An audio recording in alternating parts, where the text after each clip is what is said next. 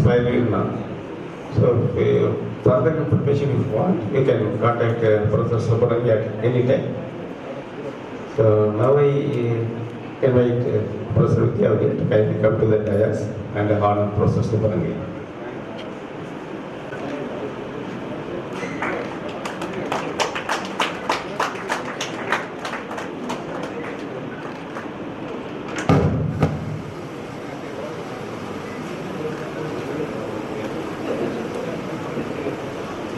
There are two talks. The first is the lead talk by Dr. Vaibhavi Mantri, scientist in charge Marine Research Station, Central Salt and Marine Research Institute, Mandapam.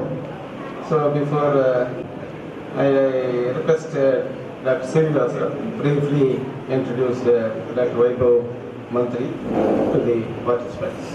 Be very free. This is my second participation in CVID conferences in South India. The first one which I attempted is in 2013 at Krishnamurthy Institute of Biology. And I was told that I being a marine algal research station, I should talk about seaweed cultivation except Kappa ficus. Of course, I think there are more speakers who are going to detail. I joined the institute in 2001 as a taxonomist. And over the past 10 years, I was more in taxonomy, identification, and slowly I started, for my PhD. Actually, it is very interesting. I will be covering some of the part. We developed one process which gives directly agarose from one of the algae. And my director was interested to know why it is happening, because the same process when we repeated with other Gracilaria species, it was giving, and that particular algae was giving agarose. And then I started more on culture and developmental biology, and slowly last 3 years when I moved to Mandapam, I'm more involved in cultivation. You all know that our institute, especially a Mandapam station which will be completing 50 years in another 2 years time, is basically the mandate of the station is to develop cultivation technologies for so many algae. And then when I went there, I thought we should thoroughly think, because now it's already Kappa ficus, everybody knows. Morning sir was telling how it has actually come.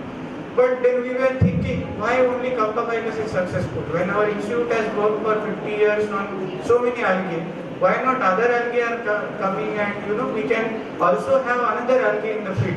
You will see that I can differentiate the algal research in 3 phases, 2 or 3 phases, and essentially I am going to do that. The first phase is like exploratory kind of a thing. When algology started, nothing was known. People were like, "Great." So I know, Professor Krishnamurthy is a mentor for so many people, including me.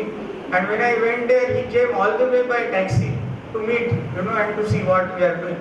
So he told very interesting story that in an exploratory phases, Professor Desika Chari was our RC member, Research Council member. And algology was just born in 61 by none other than Mrs. Thivi, who retired from CMFRI.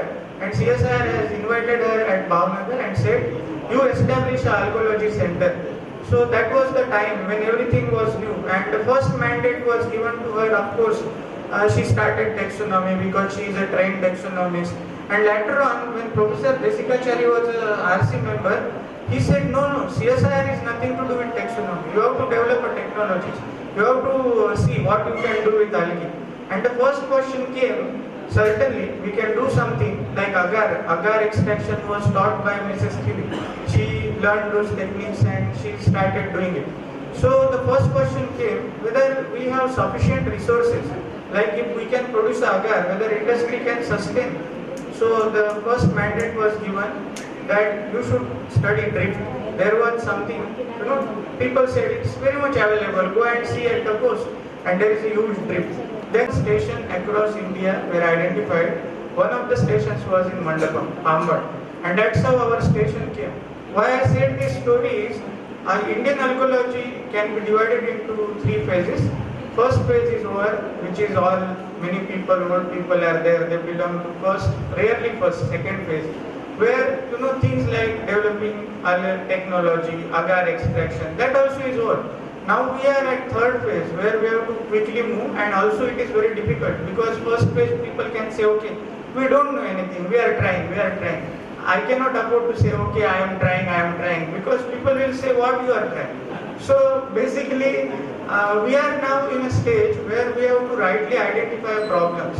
Like we have huge data available, we have huge expertise available with so many algae. Why we cannot take particular algae forward? That phase we are. I think let me start my presentation. Before that, let me say again, acknowledging the past industry efforts, academic efforts, scientific efforts, the college authorities, Principal Sir and Professor Srinivas Rao, who has been constantly communicating with me, and thank you for having anybody has seen. But I purposefully chosen this. You can see where all algae can be used. Like morning Vice Chancellor Sir said, he should have seen this slide that every day we are using sand. So we are still importing algae. Those who have not, 27 labs having different mandates, and below is the field station, which is, as I say, the government is coming. What is the science is of any use to a common people? I just wanted to give few examples. You can see that our institute was established basically for production of salt, because most of the salt producing areas in India went to Pakistan after partition, and that's how Jawaharlal Nehru thought that let us have a salt institute. It was such a good vision, and you can see what Salt Commissioner has said. We have developed so much simple technologies by which salt can be upgraded quality. Also, you can see the right hand side above figure is in Gujarat 2000, and the latest development last week they sanctioned 20 crores now to expand the things in Gujarat. You can see that people talk about biodiesel. There were some people were saying, but you can see that the Gir forest, which is a Asiatic lion sanctuary, there all the tourist bus are running on our biodiesel. It is not on seaweed, it is on Jatropha, but I just wanted to show that area. So we are always seeing that how we can give things back to our society. You can see that is the latest. You can see how seaweeds are being increased. Those are mostly because they are now cultivated. So it was, statistics says that it was something around 4 million wet tons in 2000. I think in 2000 to 1980 to 20 million tons now in 2010. And you can see that most of the things are basically Kappa ficus, Gracilaria, Porphyra is a nori. And you will be surprised that my earlier speaker talked about food, and morning also Professor GS talked about food. But it is our misfortune that seaweeds in India are only studied for carrageenan, agar, alginate, hydrocolloids to miss the person. As I said, you can see when I want to talk about cultivation, like I said, cultivation didn't come on day one. You can see how Indian seaweed research progressed, and you will be surprised that European phycologists, basically Western people, phase 3, and we actually published the first paper on seaweed was Professor Iyengar, who published in 1928 a Flora of Procida Island, and that was the first taxonomy or whatever detailed account of Indian algal research by Indian phycologists, because he collected a huge amount of samples, specimens, and he could not identify. So he called his best friend, Professor Dr. Borgeson. Most of the knowledge, actually, I just wanted to show, what was, like I said, 1927 is the first paper. You can see that Borgeson has actually published a series of papers from 30 to 40, and then Mrs. Kiwi, her contributions are immense. Professor Krishnamurthy and Professor Umasharaf. They were the people who actually studied seaweed flora, which indirectly gave impetus to a cultivation. I just wanted to show, slide was prepared for a different purpose, but I still wanted to show you, see how global and Indian taxonomic things have progressed. I have made this bar chart from the OSHA Jali checklist, new species, only new species from India. You can see I wrote the most of the knowledge has come from Borgeson's work between 30 to 40, and also during the DST sponsored project to Professor Desikachari, where the flora of India was studied, those Rhodophyta volumes, and international progress in phycology also. The seaweeds basically, you see this 1820 and things like that. They were actually studied, people were gathering the seaweeds from the coast, either harvesting or from drip, and they were trying to see what it can be made. Potash was the first product developed from seaweed, reduced. And then we have started something by Board of Scientific and Industrial Research in 50s at basically in Kerala. And that was the time when Mrs. TV came. You can see I have given this a chronology. I don't want to read because what I already said, it is shown there. But these particular efforts give to something very novel, is a survey.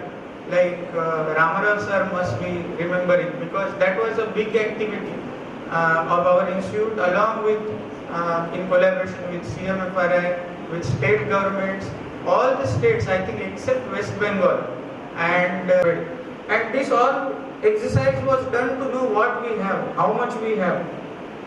And then morning I was talking to Nehemiah ji, because this was a good opportunity. We both were given the same room, and I can talk to him more, because I am after him that we should take Edulis now. Next cultivation should be Gracilaria edulis.